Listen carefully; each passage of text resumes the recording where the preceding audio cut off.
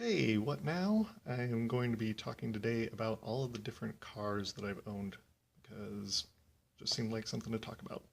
So the very first car that I learned how to drive in was a Toyota Camry. I don't know the exact years for a lot of these cars, and pulled up pictures of them on the internet. Um, this was a 1982, maybe, Toyota Camry, and it was silver, and it looked sort of like that, as you can see in the little stamp picture that I've got there.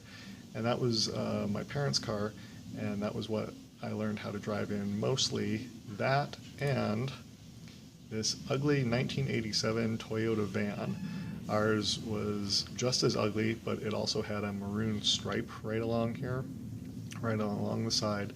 And it was really horrible and hideous. But as a teenager, it was one of the only vehicles amongst my group of friends that we had, and so we used it because beggars can't be choosers. And then my very first car of my own was this 1990s Nissan Altima type thing. And it was okay. I mean, I bought it for $500. It was used, and it ran okay. Got me to work and all that, and it did what it needed to do. But then my next car was my favorite car that I've ever owned, and that was my 1994 or 1993 Geo Metro. That was also the only car that I ever named. That was Cassie 3 because we already had two other Cassies in our group of friends. And so Cassie 3 was my 93 Geo Metro, and it got great gas mileage, and it was just an incredible car, and I miss it. But you don't see a lot of Geo Metros on the road anymore. They stopped making them, but they were pretty good cars. I liked them. And then I had a black Cadillac for like 3 weeks, which was probably the worst decision I've made with regards to vehicles. Um, it was a complete gas guzzler, and it was a huge boat, and people called it the Pimpmobile, and it was just really bad decision. I ended up selling it after it broke. It stopped working for some reason, and I sold it to some guy who towed it away, and I think he gave me like $30 for it, even though I had paid like 350. So, all in all, pretty bad decision. But the next car was the Toyota. That was the name of it. It was a Toyota Camry that my wife owned. It was 94, and we had that one for about 10 years. And and then it ended up having some radiator problems and stopped working. And we ended up having to get rid of that. And at one point, we did have an RV.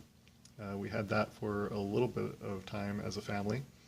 Um, then we took it on a couple of trips, and then we ended up getting rid of that because we just couldn't afford the upkeep and the gas mileage and having an extra vehicle like that. And unfortunately, we don't full-time RV, but it was in the plans for a little while.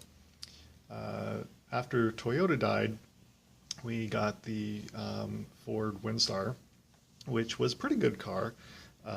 Unfortunately, it got rear-ended at one point and made the uh, drive shaft or the alignment got messed up. I don't know. Anyway, it ended up being that we could still drive it, but it wasn't repairable. So we got rid of that and replaced it with the Dodge Caravan, which had its own set of issues because the dealership that sent it to us, that sold it to us, basically it had issues. But recently, the transmission on that went out, unfortunately, so we had to get rid of that one, and that brings us up to our most recent car, which is the 2006 Pontiac Vibe, which also has transmission issues, but we're working on getting those fixed, and hopefully that will be done and will mean that that car will be able to work for a good long time. because I kind of like the Pontiac vibe. It's not a bad car. So that is a quick rundown of all of the vehicles that I've ever owned, and that's going to do it for this episode of Okay, What Now? Thanks for watching, because YouTube without you would be yappy. And if you want to leave a comment in the comment section and let me know what kind of cars you've had, that would be kind of cool. And we can get a little discussion going. All right, take care, guys.